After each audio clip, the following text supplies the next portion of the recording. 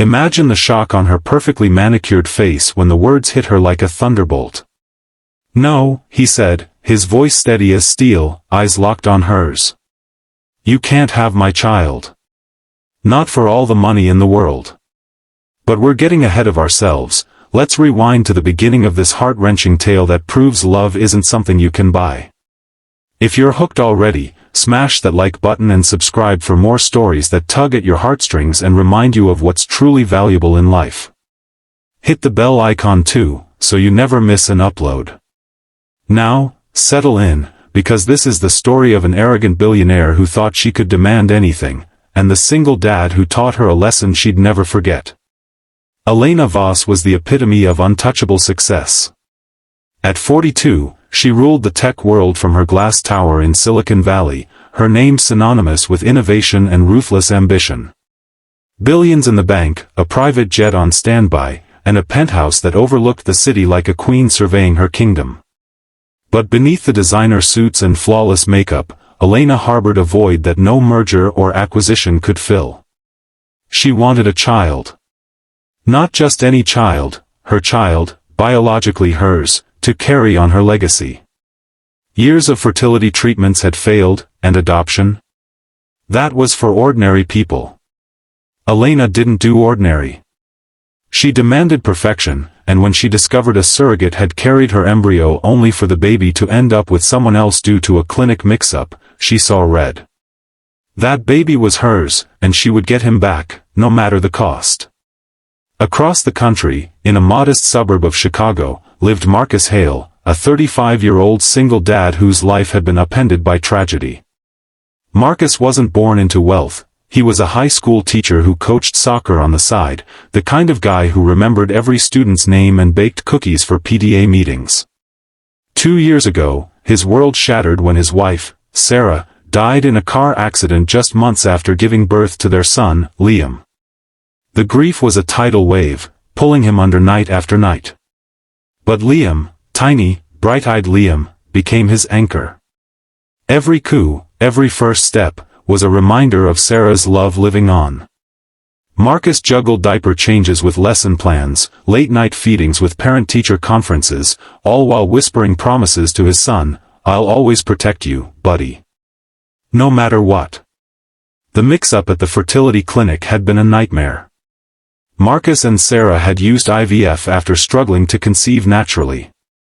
Unbeknownst to them, a clerical error swapped embryos.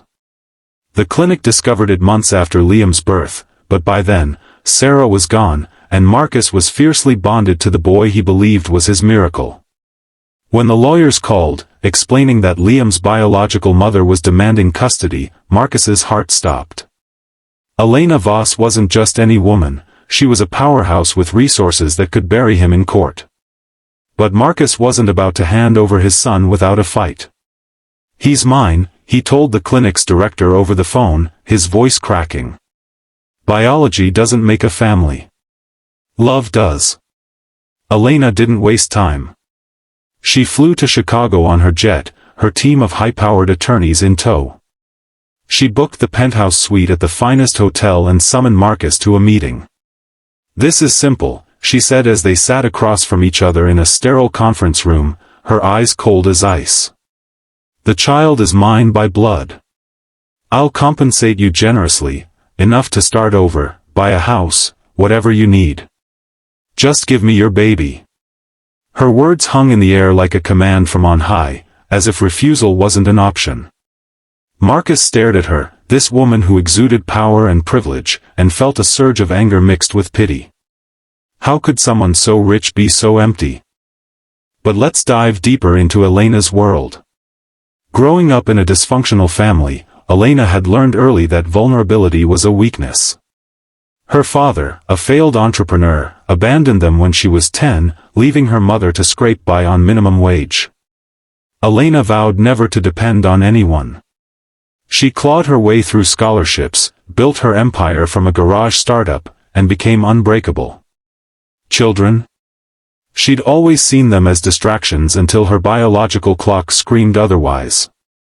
The failed treatments left her bitter, convinced that money could solve this too. "Everyone has a price," she often said in boardrooms. Now, facing Marcus, she upped the ante. Name it.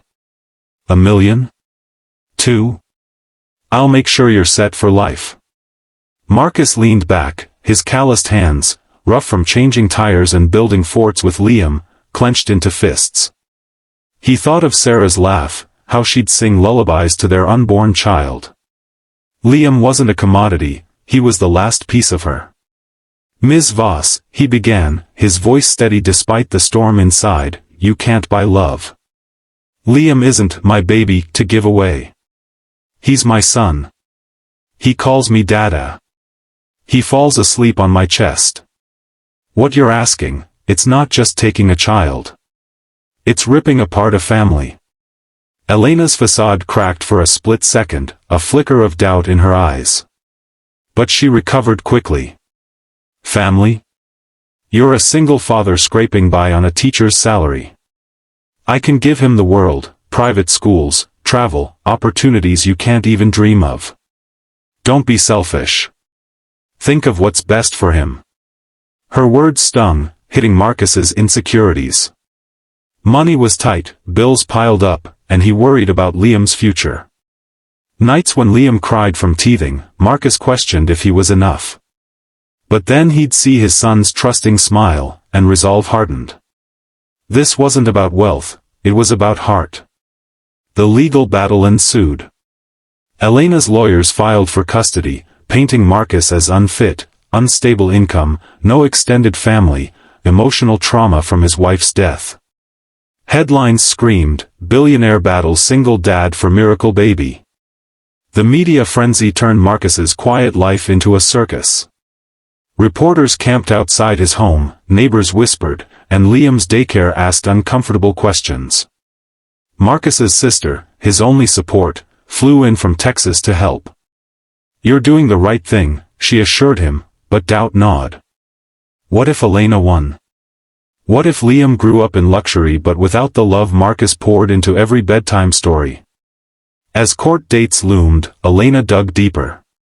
She hired private investigators, uncovering Marcus's past struggles, student loans, a brief depression after Sarah's death.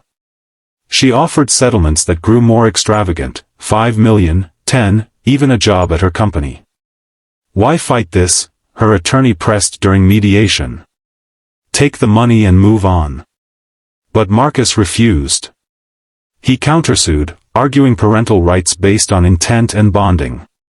His lawyer, a pro bono advocate from a family law clinic, was outmatched but passionate. This isn't about biology, she argued in court. It's about who tucks him in at night. Amid the chaos, a pivotal moment came during a supervised visit Elena demanded. In a neutral park, under watchful eyes, she met Liam for the first time. The toddler, with his curly hair and infectious giggle, toddled toward her with a toy truck. Elena's heart twisted. This was her blood, her DNA. She knelt, extending a diamond-ringed hand. "Hi, little one," she whispered, voice uncharacteristically soft. Liam paused, then ran back to Marcus, burying his face in his dad's leg.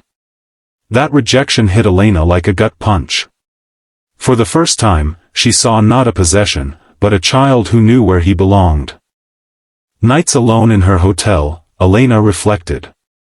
Memories flooded, her mother's sacrifices, the loneliness of her success. Was this what she wanted, to tear a family apart for her own emptiness? She scrolled through social media, seeing posts of happy families, and envy turned to self-doubt. Meanwhile, Marcus faced his own trials. Liam sensed the tension, becoming clingy and fussy. One evening, as Marcus rocked him to sleep, tears streamed down his face. "I won't let her take you," he vowed. Community rallied around him, parents from school organized fundraisers, students wrote letters of support. It reminded Marcus he wasn't alone. The climax unfolded in court. Elena took the stand, poised as ever. "I deserve my child," she stated. But under cross-examination, cracks showed. "Have you ever changed a diaper? Read a bedtime story? Marcus's lawyer asked. Elena faltered. Then Marcus testified, his voice raw with emotion. Liam is my everything. Losing him would destroy me. But more than that, it would destroy him. Love isn't about money, it's about being there, every day. The judge, a stern woman with a soft spot for underdogs, listened intently. In a twist, Elena requested a recess. Alone with her thoughts, she made a decision. Back in court, she stood. Your Honor, I withdraw my claim. Gasps echoed. Turning to Marcus, she said, You're right. I can't buy what you have. Keep him. Love him. Her voice broke, vulnerability exposed. Marcus, stunned, nodded. Thank you, he whispered. But the story didn't end there. Elena returned to California transformed. She founded a foundation for single parents, channeling her wealth into support programs, scholarships, counseling, childcare grants. She even reached out to Marcus months later, not to demand, but to connect. If you'd ever like, I could help with college funds, she offered tentatively. Marcus, healing, agreed to occasional updates, sharing photos of Liam's milestones. It wasn't a fairy tale friendship, but a bridge built from ruins. Years passed. Liam grew into a kind, curious boy, excelling in school thanks to his dad's encouragement and Elena's anonymous donations. Marcus remarried a fellow teacher, expanding their family with a daughter. Elena, meanwhile, adopted a sibling pair from foster care, learning that family comes in many forms. She mentored them with the same drive she'd used in business, but tempered with the empathy Marcus taught her. As we wrap this tale, remember, true wealth isn't in bank accounts, but in the bonds we forge. In a world of demands and deals, choose love, choose heart. It's what makes us human. If this story moved you, like, subscribe, and share it with someone who needs a reminder that some things can't be bought. Thanks for watching, see you in the next one.